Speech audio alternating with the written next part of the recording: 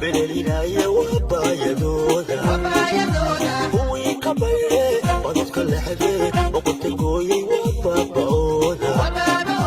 كوي بلابي تبقى حيا بليلنا يا وبايدودا كوي كبر بدك الحبيب وقلت قوي وبابودا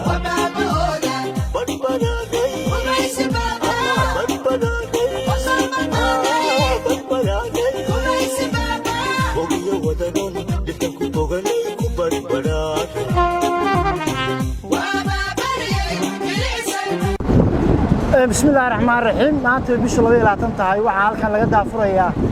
barnaamijku diyaarsanaa degmada Gaalkacyo 6 kiiloomitir in sanadkan gudihiisa la qabto oo ay kamid tahay 1 kiiloomitir iyo bar barnaamijka jiilka 4 kiiloomitir iyo barna ay tahay qoondada dadka shacabka ah ee Gaalkacyo iyo degmada Gaalkacyo iska kaashanayaan barnaamijkaas oo raantiisa maanta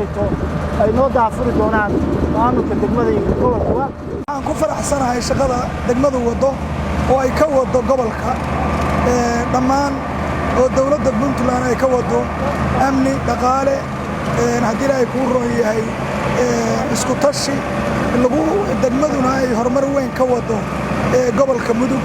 oo laamayeyntii iyo hadii ay ku roon yahay wadooyinka ay bilowday horena u bilowday hadii ay ku roon yahay in ay dhamaystirdo ama banayso wadooyinka furan meelihii biyuhu fariisan jireen bilicda magaalada ay soo celiso maanta oo ay tahay 22 bisha September waxaanu bilownay laamiyeyntii wadooyinkii noo qorshaysnaa sanadkan 2021 inaynu degmada Gaalkacyo gudaheeda la laamiyeeyo ama laga dhigo asfalti qorshuhu wuxuu ahaa degmada iyo mas'uuliyiinta guddiga fulintu ay isla gaareen in 6 kiiloomitir sanadka inta ka dhiman laami laga dhigo magaalada Gaalkacyo meelihii bilicda magaalada wax u dhimayay ama biyuhu fariisanayeen ama ganacsiga iyo dakhliga badan ka soo xaroonayay ayaan qorshaysanay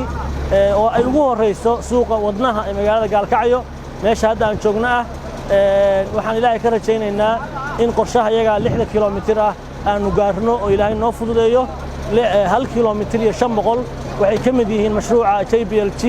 ee degmooyinka Puntland aan la wadaagno degmooyinka Puntland mashruucaas iyo horumarinta kale oo degmooyinka socda waxay ahaan jirtay 30% inay degmooyinku maal gashadaan iyagu 70 ay JPLG maal geliso maanta degmada Gaalkacyo waxay furtay waji cusub oo waxaanu maal gelinaynaa annagoo shacabkii iyo maamulka degmada ah 69 21 waxay ka imaanaysaa mashruuca JPLG iyo dawladda dhexe Puntland ee wasaaradda maaliyadda waxaad moodaa halkaas inaanu koror samaynay kaabayaasha dhaqaalaha inaan wax weyn ka qabanayno waxaan rajaynaynaa ilaa idankiis in dadweynaha qorshaha hadda aan wadno isku tashiga ah ay doorkooda qaataan magaalada Gaalkacyo dadka yaqaanay baa garanay meeshaan taaganahay waxay ahayd iyo maanta waxa ay tahay waa suuqii bangiga waa kawaanka hilibka waa bacdlihii waa meeshii dharka waa suuqii raashinka waa suuqii caanaha muddo ka hor qofkii dib u samilcsaday meeshta waxay ahayd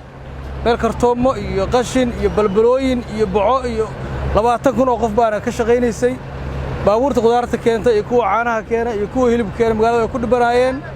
maanta waa arkaynaayo halweeyada iyo wadooyinka aynu taaganahay milicooda iyo quruxdooda waxaan adiga mahad celinayaa maayarka iyo runtii maamulkiisa oo degmada shaqo fiican ka qabtay